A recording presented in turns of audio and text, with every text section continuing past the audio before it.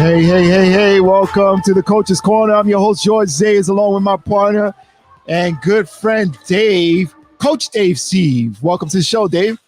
All right, man, I'm looking forward to opening up again, man. I don't know what phase we're in. You know, all I know is there's so many people in the streets protesting. I'm gonna join in and say you might as well open up the gyms because we're all out here anyway. You know? Yeah, you ain't kidding, man. Yeah, what phase are we in? We're like phase 1, phase 2. If you're in somewhere else, I don't even know. I think you said it right. Fake. Did you say fake? Because I think we should be open. I don't know. I know one of our boxing friends, Kara, is trying to open everything up for us. She's fighting for the gyms. Yeah, man. Thank God for her, for people like her that are out there doing that.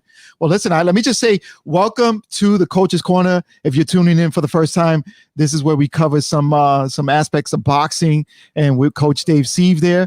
And we want to welcome you. And you know what? Do us a favor. If you could do anything right now during COVID to help us out, is share the link. That's all we ask, right? That's it. Yeah. Come on in, like it, subscribe, get some people come in. And if you're a coach out there and you have any opinions, by all means, put them on. We like sharing it because just like we're sitting in the gym talking about different fighters, talking about how different fighters do business, right? It's the business of boxing.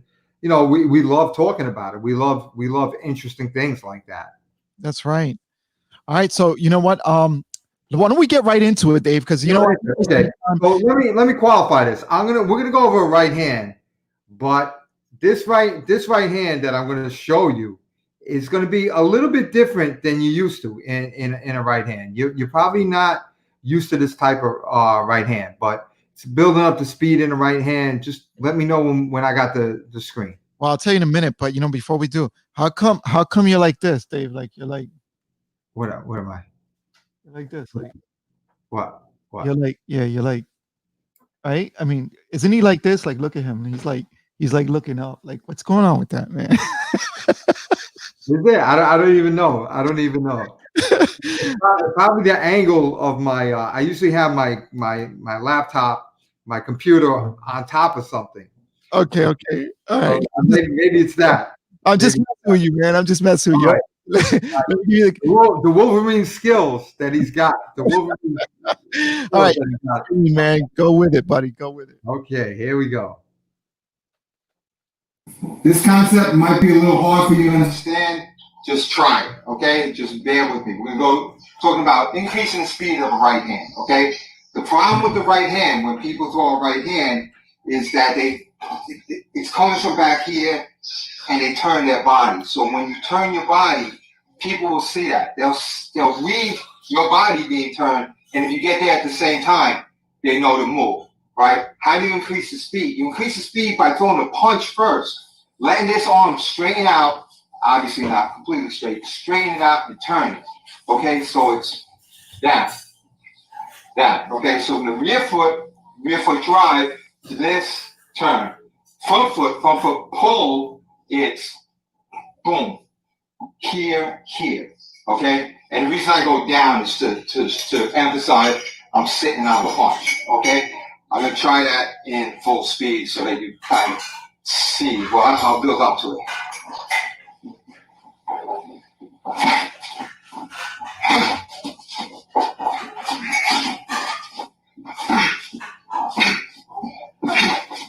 Okay, rear.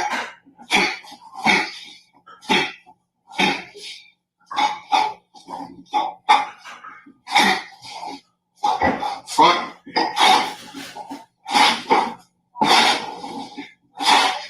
All right. Hopefully you can see it as opposed to this or this.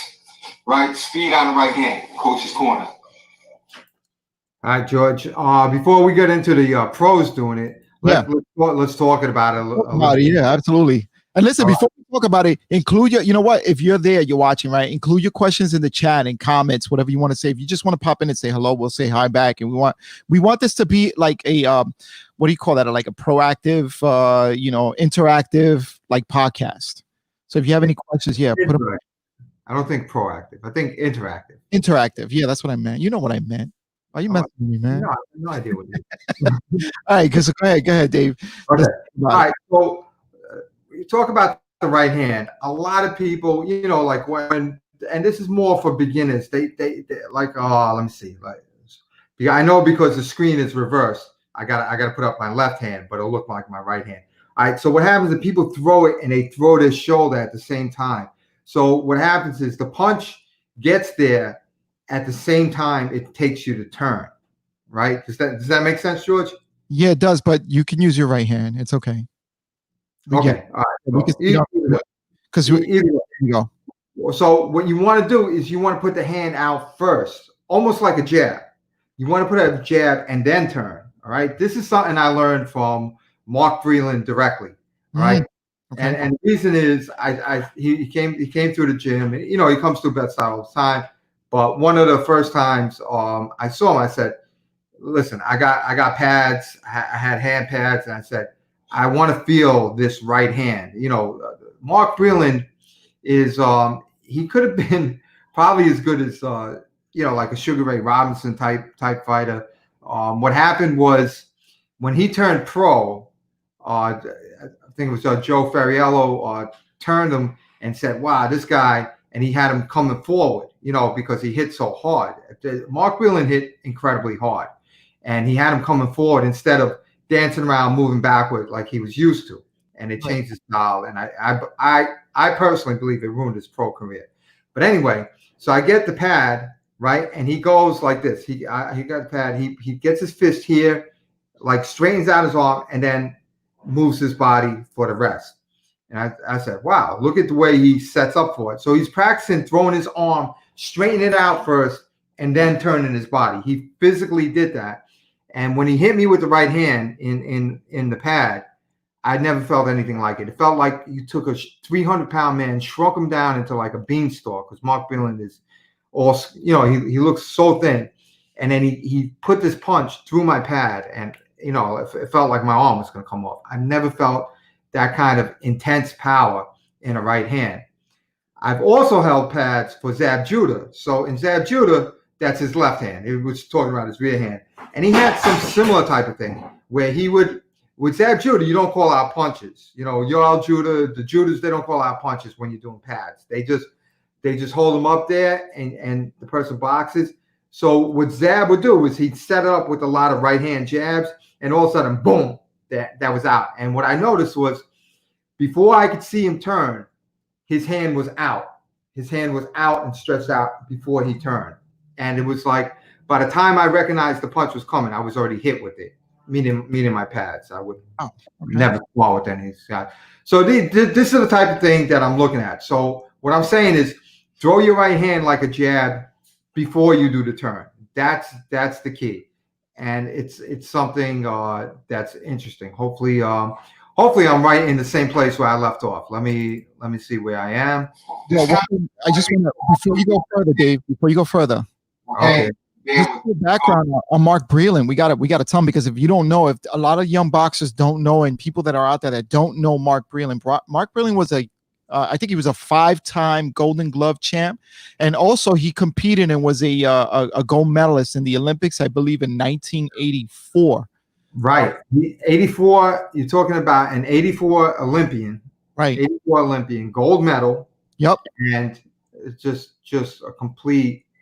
Just beast. And then he was a 2-time world champion in the pros. Yeah, and I love watching him. And he was one of my favorite guys watching him. I'm like, this guy was like just dynamic for being such a tall, skinny guy. He was putting everybody down.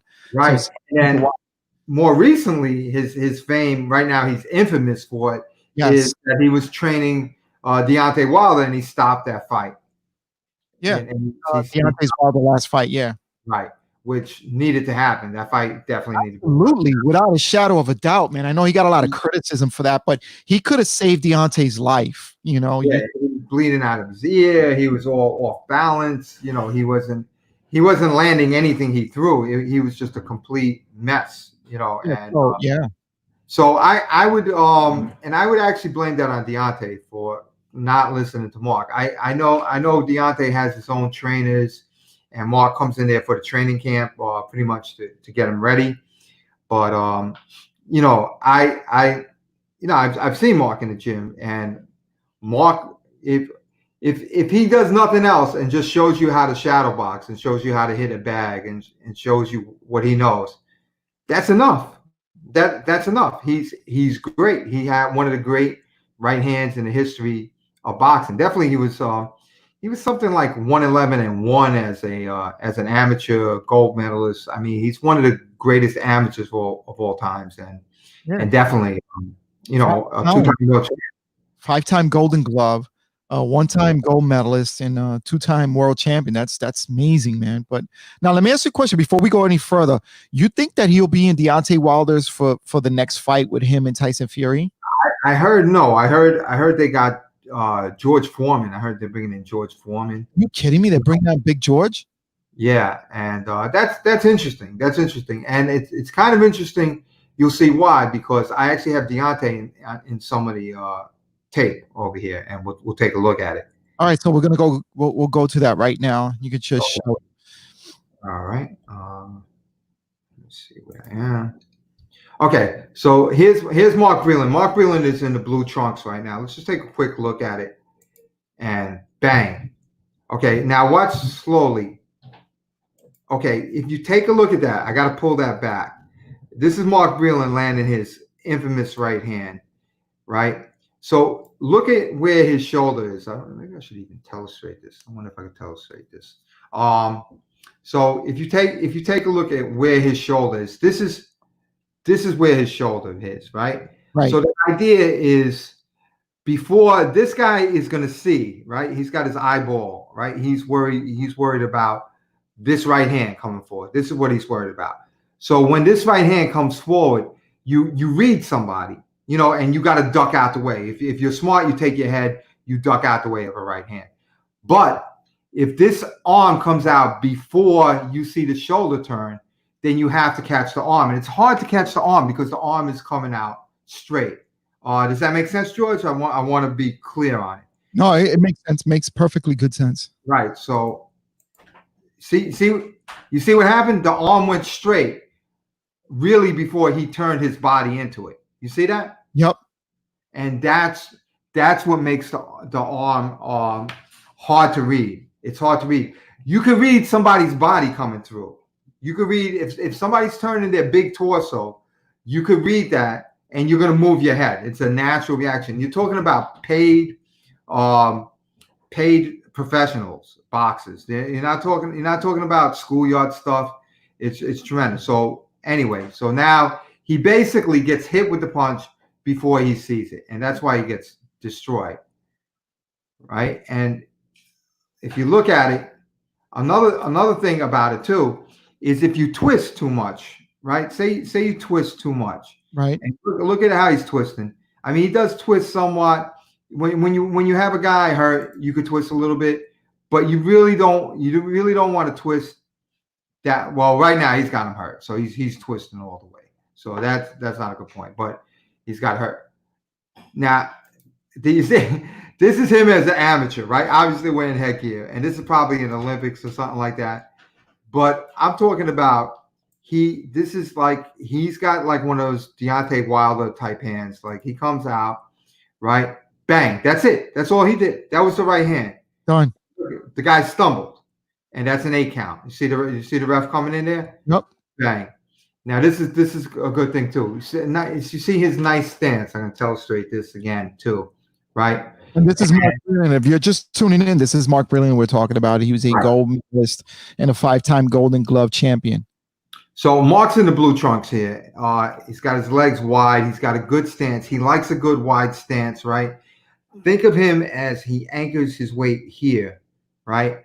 And remember what I said. He's going to try to straighten this arm out. He's going to try to straighten it out before he turns that shoulder. Okay, that's basically what happens. Now, if he's got the guy hurt, or you see in this case the guy's arms in front of his face, he really can't. He's not an offensive threat. Then you could kind of hail off and go. But let's take a look. Bang! You see that? He basically got hit before he saw the punch. Wow. Right? And here it is in slow motion. Bang. So by the time he recognizes that Mark is turning in for that punch, he's already down. And after being knocked down 3 times, Harold Weston knocked him down. There's a good right hand by Hearns, but he can't double up on it. Okay, so this is Tommy Hearns. Now, Tommy Hearns is in the white trunks. Now, Tommy Hearns is a little bit of a different animal, and I wanna go into it a little bit. So Tommy Hearns has got a huge torso. Like if you saw Tommy Hearns walking down the block as a 141 pounder and everything, what you would see with Tommy Hearns is like a huge, like a big triangle. That's what Tommy Hearns looks like. His shoulders are tremendous. He's huge. So even though you see his arm, it's held right, it's not loaded up. As soon as he starts on the right hand, you're gonna see this big torso come forward, and that's kind of why. And Tommy does throw a hard punch, and he does commit to it. That's kind of why some people had an easy time ducking it. So if you look at Wilfredo Benitez, who's back against the ropes, watch him. He's going to duck this right hand. Harold Weston knocked him down. There's a good right hand by He's pulling back. He can't double up on it. Almost every one of those missed except the first one. Okay. That was a good right hand. You got Benitez bouncing off the ropes and caught him, but not a lot of those are scoring.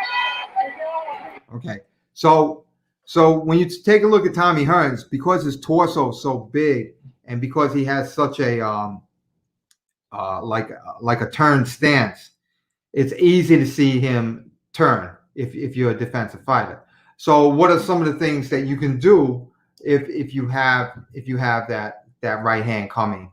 All right. Well, one thing is you can line it up, and I've talked about this on Coach's Corner. You take this left hand and you bring it here with a hard body shot, right?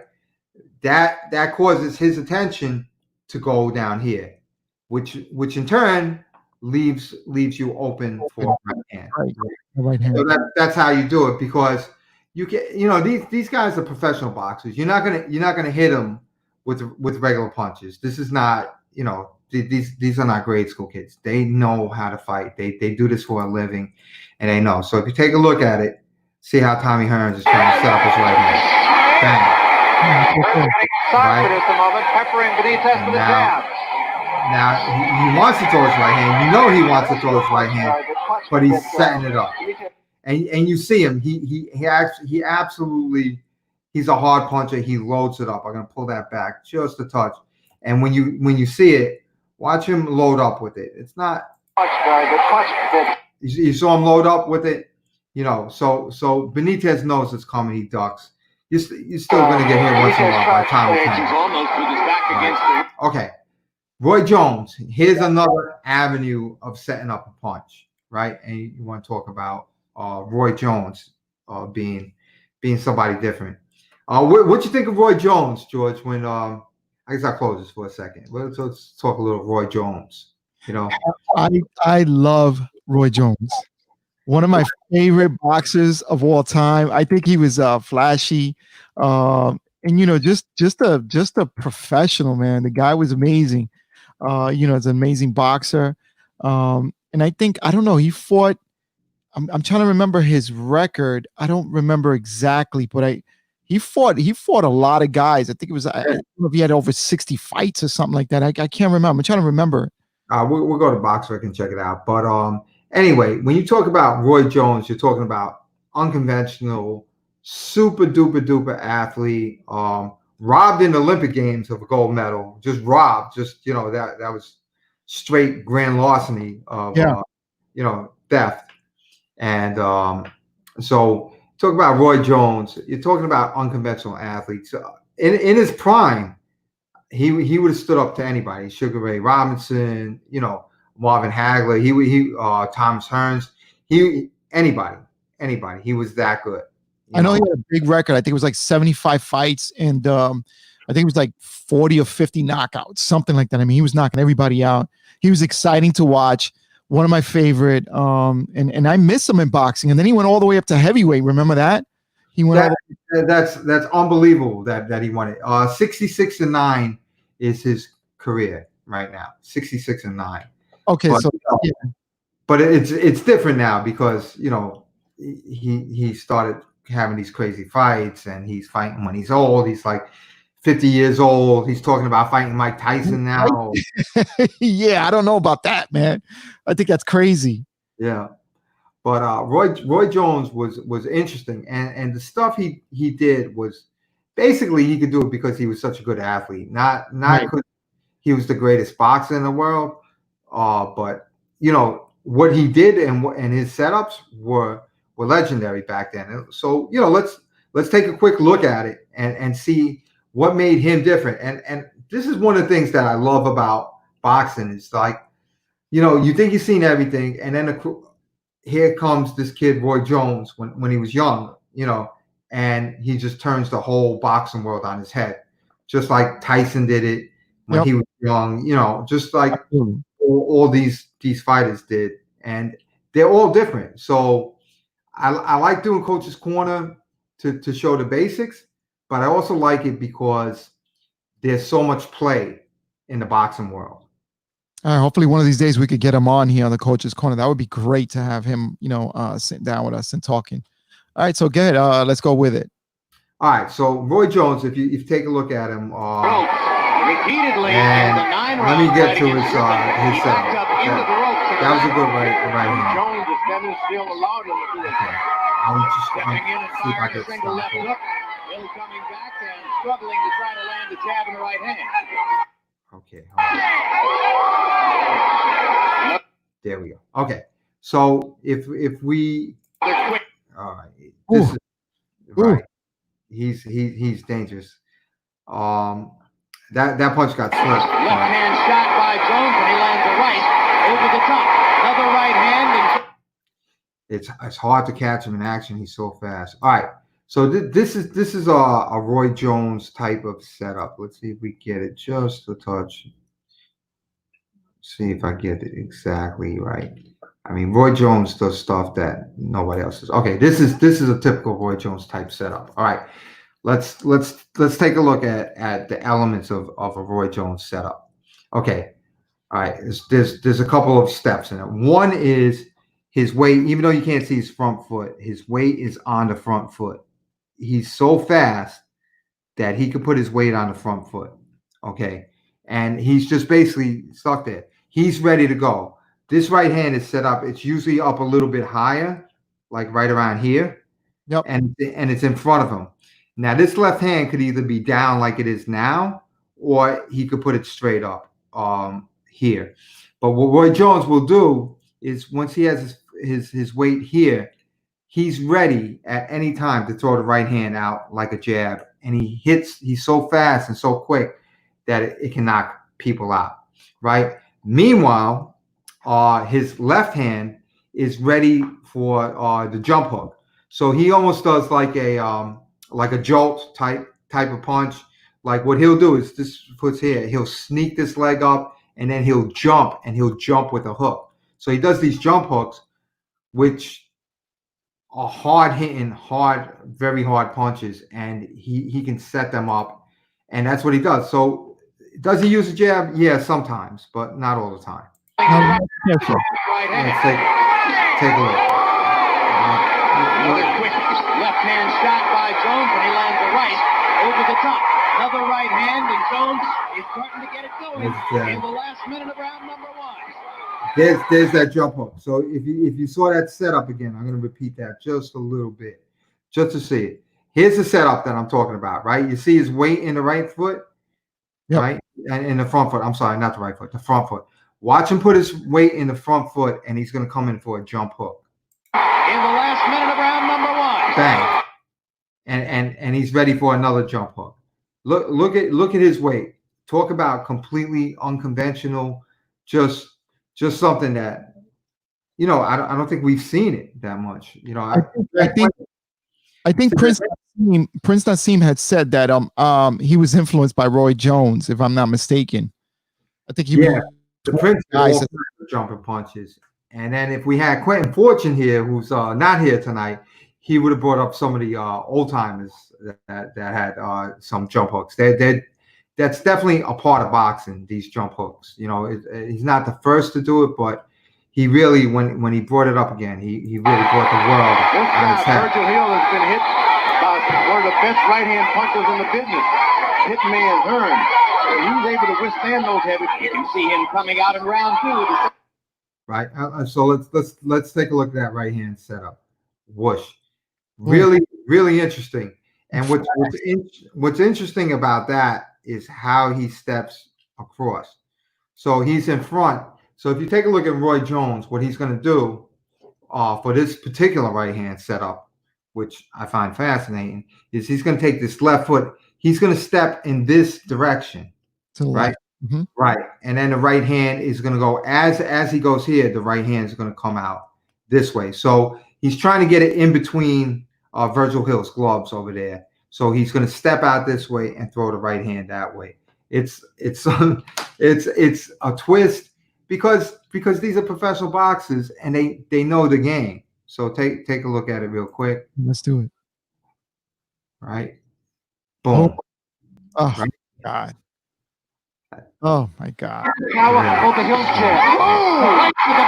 And when you throw that many right hands, you've trained a guy. You've trained a guy. So you've done all this crazy stuff, right? And let's take a look at what he does to Virgil Hill, right? First of all, he hit him with that right hand. All right. So next, bang.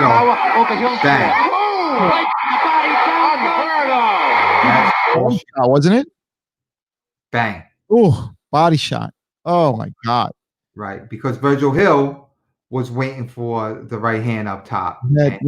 And he wasn't ready for this. All right. So this is another thing. I got Mikey Garcia training a little bit, which I thought was fascinating. And remember what I said about what you're going to take a look for Mikey Garcia is as he trains. Mikey Garcia is a very fast fighter. And what you're going to look for is this right hand basically to straighten out without over rotation of the shoulder. Like, so basically Mikey Garcia is going to throw his right hand like a jab, and that's going to keep him in balance and that's going to keep him fast. And he has confidence in it. So let's take a look. Right? You see his stance almost doesn't change as he throws the right hand. Right? Right. You don't see the twisting, right? Oh, not at all. Absolutely. And that's what's going to keep him fast, in stance, and on balance in fights. And you can see him training for it right there. Right? His stance barely moves. He keeps his stance as he fights. And that's very, very important. That stance integrity that we talk about a lot. And Mikey Garcia with 40, his record 40 wins, I think 30 by knockout, and I think he has one loss, and that was to what's his name? I'm sorry? Right, to Errol Spence. He's got one loss to Errol Spence. Yeah, he tried to move up, and Errol Spence took him out for that one. He moved up 2 weight divisions. Right. I would have liked to see him stay in 135 and fight Lomachenko. That's what I would have liked to see. But anyway, just the way he hits back, I understand this is a media workout too, so he's not going to go crazy. But just look how smooth he is, you know. And then with the thing.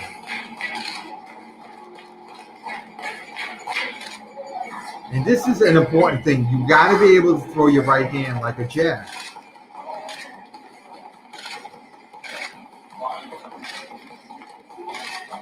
That's a tiny little speedball he's hitting.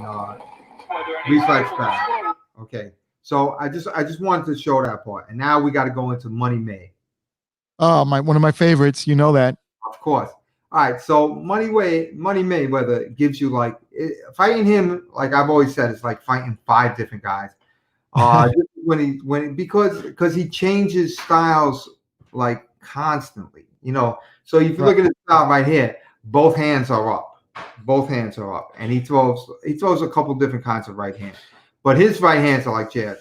You know why? Because Mayweather is not gonna turn into something and get stuck, and so that you can hit him back. Boom! Nice. How quick was that right hand? Oh, that was quick. And pulls it up. He pulls it right back, right? It's just as quick, man. Right. And notice his stance and integrity. Notice that. I think I have this in slow motion again. So let's see. All right. So let's take a quick look at it. So he's in front of you. Now he's going to throw a jab, move to the side, jab, move to the side. Boom. And even that right hand, like if you see, if you take a look at this right hand, what's sharp and incredible about it is that he actually adjusted it. Okay, so let me see if I can catch. You see Shane Mosley's left hand? Yes. Okay, so it's basically blocking his face. Right? Right here, Mayweather could come in, but it might get blocked by the left hand, right? If you throw it straight. Watch Mayweather adjust the punch so that it comes up a little bit. See what he did? He's taking into account that Shane Mosley is trying to block his face with his left. And now he pulls it back and comes right over it. Bang. That's, like if you blinked, you missed it. There was like, that's like 38 years of boxing experience stuffed into him, like to pull off that kind of move. Right? So let's take a look at it. Okay. I gotta show that again. I probably have that in slow motion too, but if I don't, that's the typical Mayweather pull, right? So that's his pullback. If you take a quick look at it, what happens is right. When you take a look at that, this is what I say, George. When we're doing our announcing, I always say like you can't make him miss and make him pay, right? He basically was doing that punch anyway. He was looking for the jab and he had that counter. It's not like, oh, I made a miss, let me throw it. That's all one move. That's all one move. So let's take a look at that full speed again. That's all one move. The setup is you see the jab and you go right into the jab. Bang. There you go. Gosh, quick, man. Oh, I do have it in slow motion. That's good. So watch and see what people probably missed already is that Mayweather's playing distance game. So watch as Shane is coming up to him. Watch what Mayweather's doing. He's close to you. He's far away. He's somewhat close to you. And now he jabs. Now he's far away. Now what are you doing? He's going to come close. Is he going to come close? Not sure. He pulls to the side. Bang. Beautiful. Beautiful. That kind of technique is Can you learn that? You can't sell that in the bottom. Can you learn that though? Okay, now this is pretty nice. All right. Dave, let me ask you a question though. Can you learn to do that like Mayweather? You know what it is? You'd have to have a lot of experience and a lot of stuff.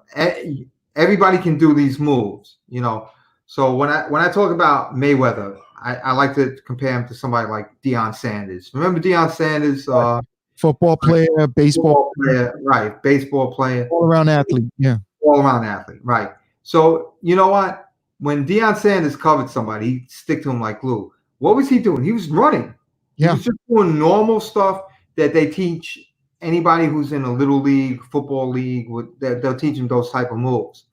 But Deion Sanders did it, and it's on a different level. Right. So football players, professional football players do it, and they're on a different level. So that's Mayweather. Mayweather is a super duper athlete.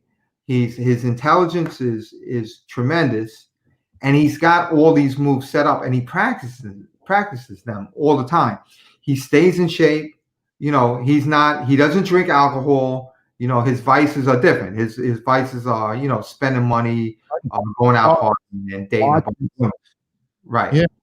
So, but he doesn't put poison into his body, and he trains all the time, spars all the time, tests himself. He flies in all kinds of amateur and pro prospects to spar with them. I mean, not anymore, but this is why he's that good. it's on purpose. Now, if you take a look at this, let's look at the subtleties of this. All right, so let's take a look. He's coming forward, right? You're not quite sure what he's doing. He's coming forward, but he's also, maybe he's moving back, maybe he's coming forward. And he's going to set this up with the jab, right? So he's going to show Shane a jab over here, right? His hands are up, boom. There's a jab. And then look at how defensively responsible he was. He pulled back, right? Now, his hand is in the same place where jab came before. Instead of that, he's going to throw a hook two. Ready? Watch it. All right. It looks like a jab is coming. Hook, two, bang. And the two is the right hand. And here in the fifth round, Mosey's just having a difficult time with Floyd's outboxing. Right? He was committed to that. He missed them on that, but he was committed to that pullback right hand, right? And look at him being defensively responsible after that. He's, you know, I'm not going to get hit because I missed the punch. He missed the punch and he held on right away. Okay. Bang. So here's the whole sequence. He threw two hooks and a right hand. Comes over here. He's looking for it. He sees in his pullback stage. When the jab comes, he's going to try to come. Right? Comes underneath. Holds on. He's not getting hit. That's a lot of it.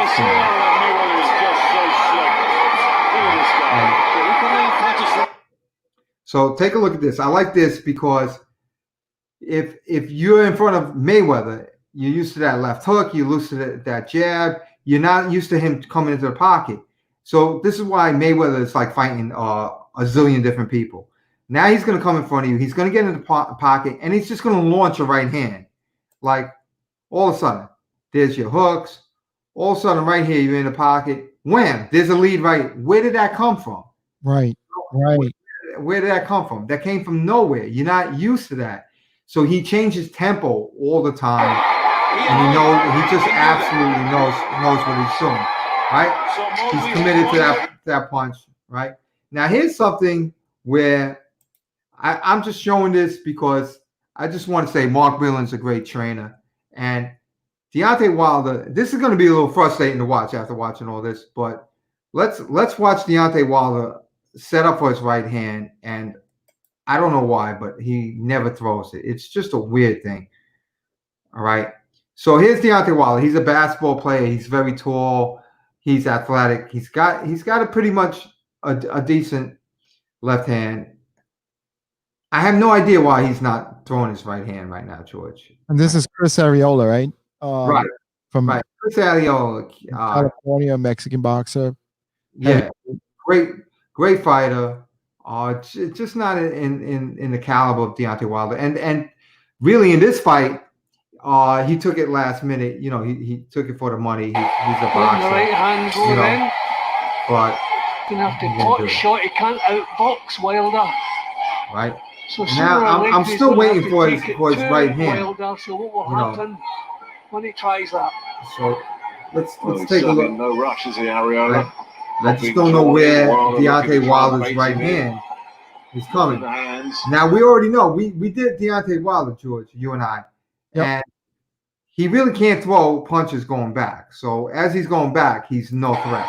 Giving Arreola a target, right? He has to set up to throw his punches.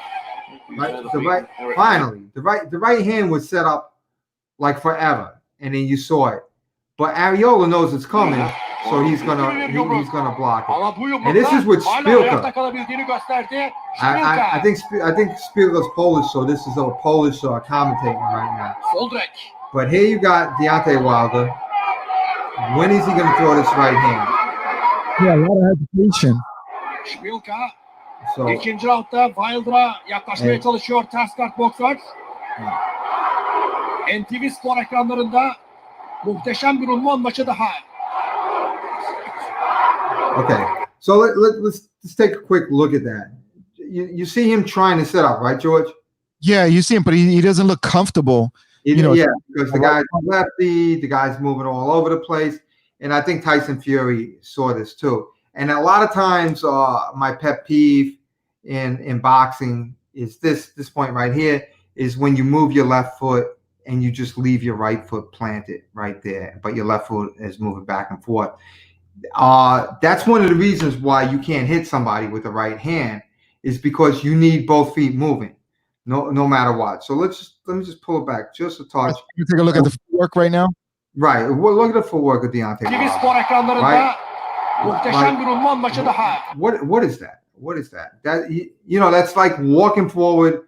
You're not in a stance. You're not ready to punch. Right now, you know, watch his left foot move. It's only his left foot moving almost. Right. You see it? Yeah, there, the body shot. Yeah, his rear foot did not move. Right. And you could see he wants to throw his right hand, but you know, like I don't know what that was. You know, so that's the right hand. You've said this many of times that we've been on live, and we saw the young amateur boxers. You've mentioned this. It's like almost like their rear foot is tied down with a brick or something, like in cement. Like right, and it's just, that's just not good footwork. That's not going to win you fights. That's not going to win you fight. Now, question: do you think he's going to come out differently? You know, for the third and final fight. You know what's strange. You know what's strange is that if he picks George Foreman, I mean, George Foreman is a good guy. He punches well. His basics are good. He understands that you got a jab. He understands you want to land the right hand. But George Foreman would not be my number one guy for footwork. No, not at all. George doesn't move much. He never did. Right. And I really think that you need footwork and combinations and different type of things to fight Tyson Fury. Okay, so now that you bring that up, I want to ask you then, who would you recommend to be in his corner that would be overall a good trainer for a Deontay Wilder? Well, I tell you right now, my New York guy's gonna hate me, but I like the California coaches. You know, I like Robert Garcia.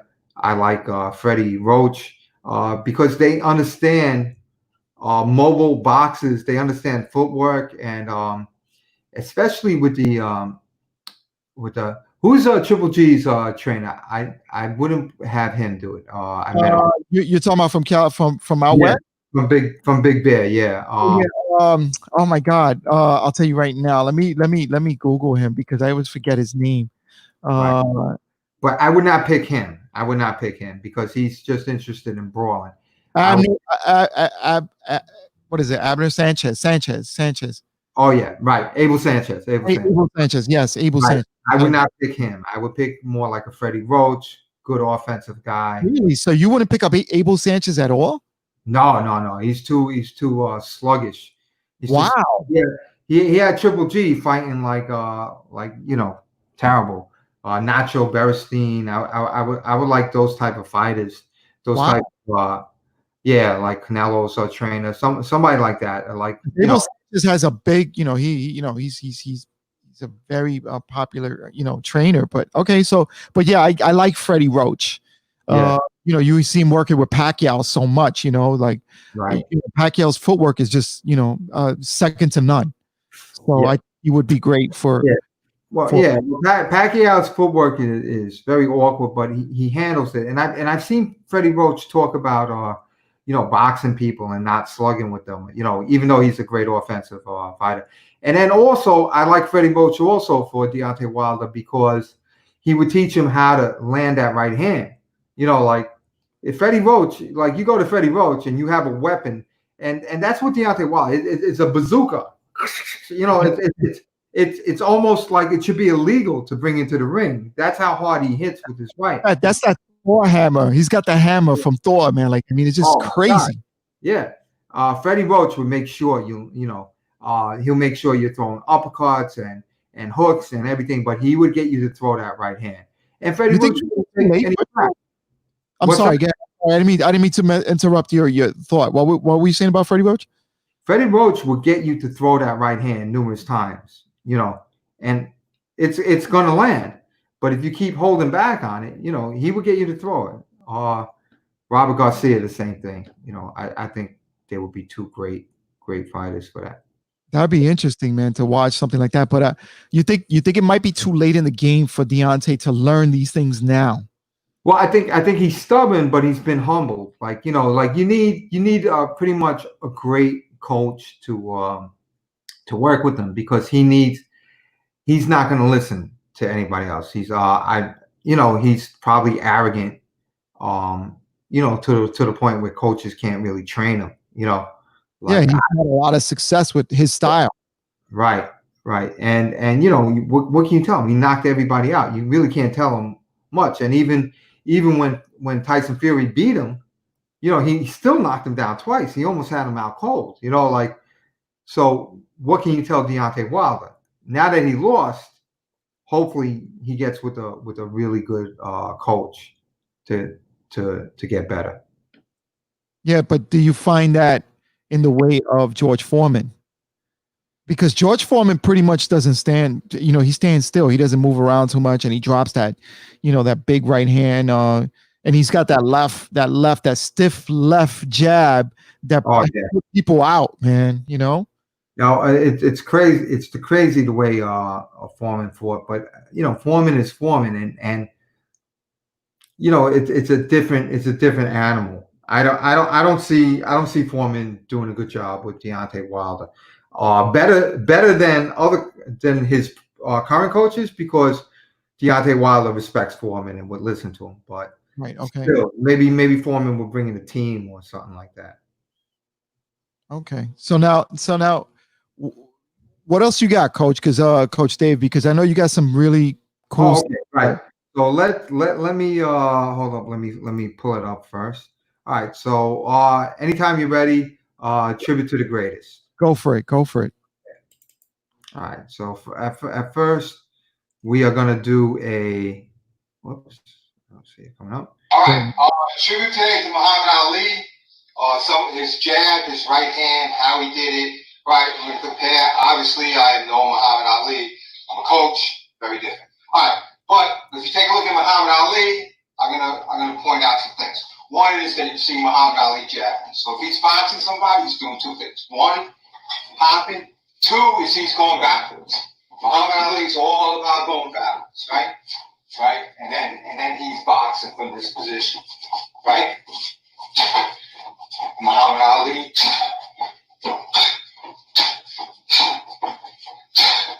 All right. So how do you do that? All right. First of all, remember I was saying, coach's corner, front foot, barefoot, where's your weight? If you're Muhammad Ali, the weight's on the front foot, but this is as you're jumping and going backwards, right? Jumping, going backward.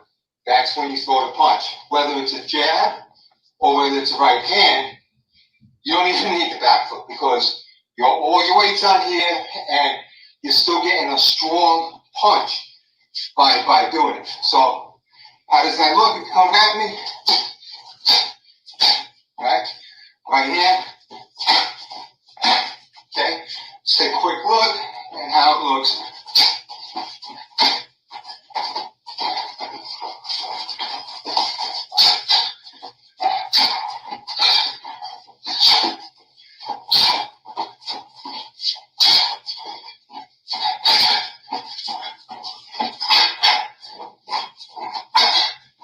All right. Tribute to Muhammad Ali.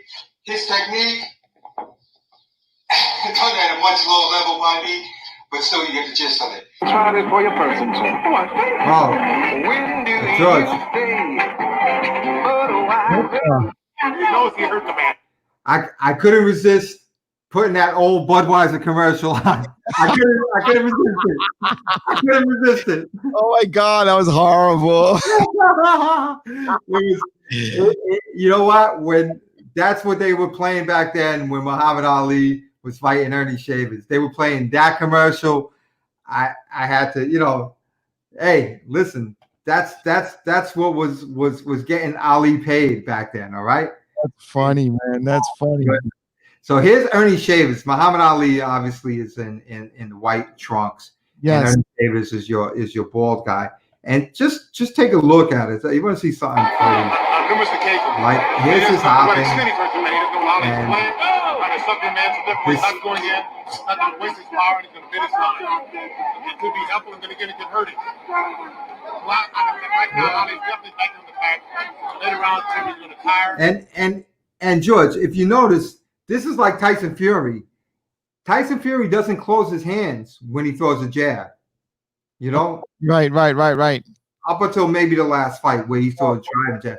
This is a flicker jab. This is a whipping punch. Well, you see a lot of whipping in Tyson Fury style. Right. And I think let's just take a look at that 1-2 again. I don't believe I have anything in slow motion here, but just take a look at how he's moving back. Do you see that? He's literally moving back and yet punching. This is something that I don't think anybody was doing this ever. You know, I think he's been standing up straight on his jab. Just pretty how he moves. Avenue with the right hand. He just slipped that right hand. He was counting at the same time. And he's coming in there. And he's beating the jab. Or counting over the jab. So that this is something that Ali does. After he stops punching, he holds. Ali is intelligent enough to find a way to beat him.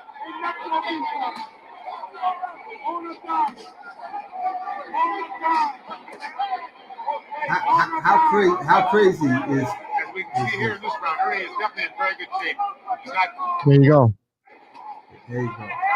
And it's just something to see. How many jabs can he punch?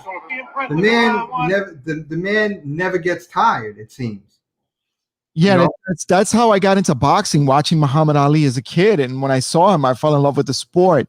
And, you know, to me, it was like every time I saw him boxing, I thought he was like off balance, but you know, he never was. I mean, he was always in balance. It was just floating around, like he said. I mean, it was just amazing. Yeah, and now this is something I find that I don't like. This is like his rope-a-dope thing. But Ali is basically, because he's jumping around so much, you got to catch your breath. And he likes holding people to him, but he takes too much abuse. Ali had too great of a chin. And this is him against George Foreman. And if you take a look, you know, he likes holding on to that neck. He holds on to that head. Definitely an illegal move. Look at him! Look at him grab that head. I mean, you know, he's an absolute grappler. You know, 1 minute left in round number 1. Very quick and just interesting how he handles this type of stuff. Yeah, at the time that he was fighting Foreman, Foreman was like almost undefeated. Like, you know, he was one of those guys that was, you know, everybody feared him. He was like a mean dude, you know. And look at Ali. Ali is taking punches, throwing hard, flicking punches, grabbing onto the head, you know, and it's just interesting when he just does that. And it's just an interesting way of fighting. I mean, nobody saw it before.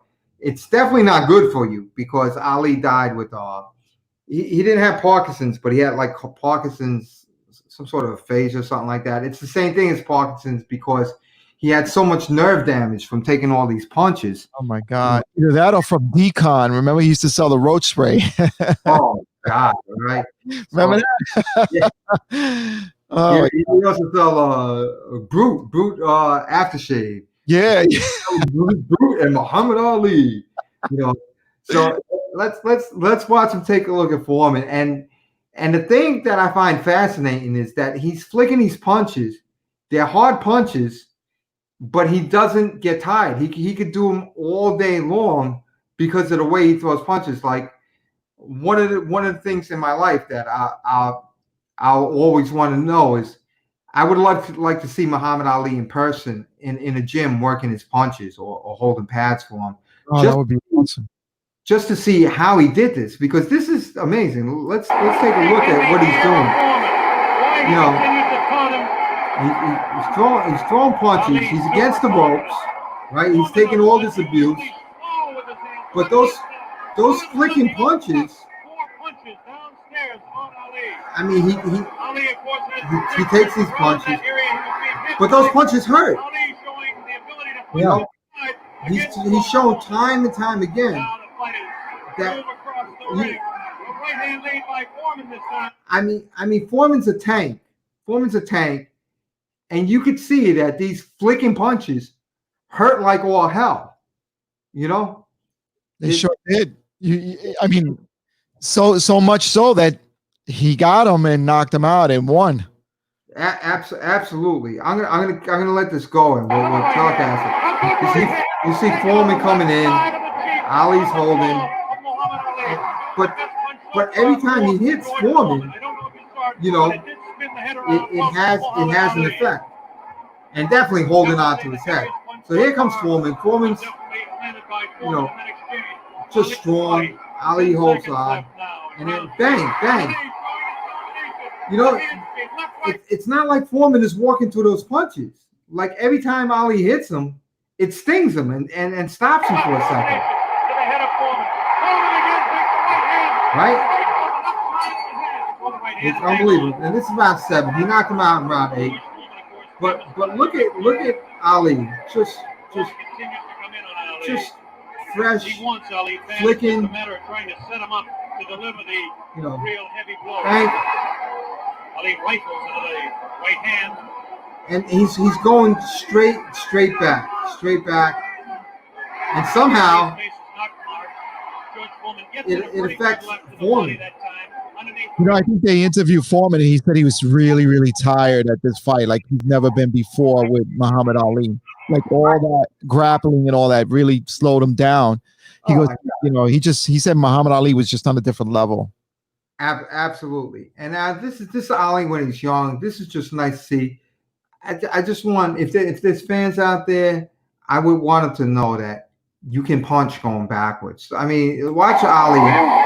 This is foot movement, right? And look at him. He's just like, just really hilarious how he's moving his head. Look at that jab. That jab is snapping the head of Williams. You know, he's just like so smooth. He's toying with him. Yeah, shuffling on him. Yeah, he's got a professional boxer. Yeah, absolutely, man. You know, look at it. Oh gosh. Like, you know, I like hooks. Just absolutely pretty. You know, this is something that you can watch over and over and over again. And you're probably not going to be able to punch like this. You know, playing with the leaning forward, flicking the jab, going backwards the whole time. Bang. Unbelievable. Just straight back. And now he's going to finish it. And look at him. There's no effort in his punches. They're just pretty snapping punches. You know? Oh my God. And the way he throws punches is like effortlessly. I've seen his training, you know, definitely. Like, how did he train, and can he have duplicated himself, you know, with a young boxer? Training somebody. I don't know. Everything that he does in the game is considered wrong, you know? Yeah. But this is him and Joe Frazier won, and I think I'll just put it on and let's just appreciate this. You know, look at his blazing speed, you know. But he's not effort. It's not like weightlifting. You see some of these fighters and they throw punches and you could see it takes energy from them. Muhammad Ali throws something, it's as simple as breathing. Like when he throws punches, it's nothing to him. You know, Frazier also has a good jab. Right? He's smoking Joe. Muhammad Ali slipped there over in Frazier's corner and very wet apparently. Always is in a fighter's corner. Joe gave him so much trouble. He was one of the very few guys that gave Muhammad Ali so much trouble. He's an animal. Yeah. And he's moving his head. But look, Ali just threw 3 jabs, 4 jabs, a hold. You know, he's always going to hold. That's part of his game. You know, because he's jumping around. But at the same time, look at that. These are legitimate 1-2s. He threw a 1-2, a jab, and another 1-2. Look, one of Joe Frazier's monster hooks. You know? Now he's holding him. You know? That was a good hook by Joe Frazier. Yeah. He turned with that right hand, not to get hit by Frazier. You know? The ref's actually warning him. Just laughing at him, talking to him. Look how easy it is for Ali to throw. Give Frazier credit for slipping these punches, but it's not like Ali is tired at all from throwing these punches. You know, that's the way Muhammad Ali used to taunt his opponents. Okay, I'm gonna take it off now, George. Okay. So, now, I mean, what somebody needs to put in a bottle is how easily and how effective Muhammad Ali threw these punches and never got tired. You know, I mean, do you see it? You've never seen guys rattle off combinations like Ali, throw that many punches, and not be tired. You know, what I want to know is, how did he train? How did he get like that? What was he? I mean, he had to have done a lot of legwork, but what specifically did he do? You know, and that's what I want to know. I know he did a lot of running, but I mean, because to be that way, I mean, is it something that it's you know, in his DNA? I mean, you know, what is it? I think it's his mentality. I think like this is a guy who would never quit, never give up, never stop throwing punches. Like if he threw a punch and he said throw some more, he would say, okay, I can do it. I can do it. And you know, and he just did. He's just that good. But also mechanically, the way he threw punches is different. He flicked everything out. His body didn't turn that much. I mean, it was easy. It was effortless for him. And he could feed you, you know, like for a heavyweight, he could feed you like 50, 60, 70, 80 punches around and not blink an eye, you know? All right, quick question before we end the broadcast, because we hit the hour mark. Mike Tyson, Muhammad Ali, who wins? Ali all the way. And why is that? Not even close. Ali is on a different level. Tyson is Tyson is good, but Ali had the greatest chin in the world. He Foreman hit him, Frazier hit him, everybody hit him. Ernie Shavers hit him. You know, so he would see those punches coming from Mike Tyson. He would see him, and he would just bother him all day long. He would lean on his head. Mike Tyson would definitely have to bite him. You know, like he would, you know. Ali would be pulling on his head. You know, Ali would be flicking him up with punches. You know, not a chance. Not a chance. Okay, interesting. All right, I feel the same way. I think Ali would win. Maybe not by knockout, but I think it would go the distance, and I think he would win. He would beat Mike Tyson by scoring punches. Right. Mike Tyson in his prime is not going to get knocked out by too many people, but Ali would definitely beat him up. I mean, I don't know if Mike Tyson is in his prime could beat Joe Frazier in his prime. I think Joe Frazier would match up well against Tyson. Well, yeah, they had similar styles. They were short. They had short arms and stuff. But yeah, I always thought of Joe Frazier like the Muhammad Ali. I mean, I'm sorry, Mike Tyson. You know, I always thought that, even though they had different styles, but just the you know, they were small guys, stocky. You know, I think that would be an interesting fight if they fought. Yeah, that would be a great fight. All right, brother. So we're wrapping it up now. That's it. I think we're done for the night, right? Absolutely. So anybody who's out there, if there anybody at all, love to see you. Come on, share it, get some of this knowledge. And actually, more amateurs need to learn something.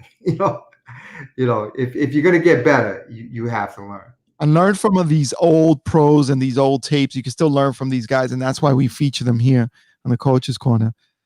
All right, so tune in on Thursday evening, where we're gonna have another special guest on our show, the other show, the Smoker Talk Boxing. We're gonna have somebody there. I don't want to spoil. I mean, I don't know. We're gonna have who we're gonna have on Thursday. It's gonna be a surprise. Yes, it's gonna be a surprise. It's gonna be one of our boxers from Cops and Kids Boxing. It's a pretty good story. I think it's worth being told, so we're going to tell it. There you go. All right, so we'll see you guys on Thursday at 8 o'clock on Smoke and Talk Boxing. For Dave and I here on the Coach's Corner, take care. Have a great night, and we'll see you Thursday. Take care now. Ciao.